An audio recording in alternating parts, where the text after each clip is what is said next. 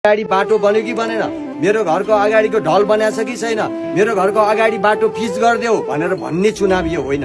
यो चुनावमा तपाईँले सोध्ने प्रश्न हो, नेताहरूलाई हरेकलाई सोध्ने प्रश्न हो, तपाईँ गतिलो हुनुहुन्छ कि हुनुहुन्न, तपाईँ घुस खानुहुन्छ कि खानुहुन्न, तपाईँ भ्रष्टाचार गर्नुहुन्छ कि गर्नुहुन्न, तपाईँ पक्षपात गर्नुहुन्छ कि गर्नुहुन्न भनेर सोध्नुपर्छ तपाईँले जनताहरूलाई। यदि कोही मान्छेले मत किन्ने कोसिस गर्छ भने, कोही मान्छेले भ्रष्टाचार गर्ने कोसिस गर्छ भने, कोही मान्छेले नचाहिने चुनावमा खर्च गर्छ भने यो पैसा कसरी उठाउँछौ तिमी? यो चुनाव पछाडि यो पैसा कमाउँछौ कि कमाउँदैनौ? आज 8-10 करोड खर्च गरेर चुनाव उठ्न कोही कोसिस गर्दैछ भने यो पैसा कहाँबाट आउँछ? भोलि कसले उठाउँछ यो पैसा?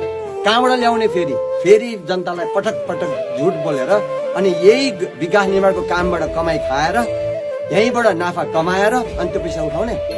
त्यसकारण यो चुनावलाई नर्मल तरिकाले हेर्न हुँदैन। त्यसकारण म यहाँलाई हार्दिक अनुरोध गर्न चाहन्छु, अहिलेको चुनाव हामी भ्रष्टाचारको अन्त्य गर्ने कि नगर्ने भन्ने चुनाव हो।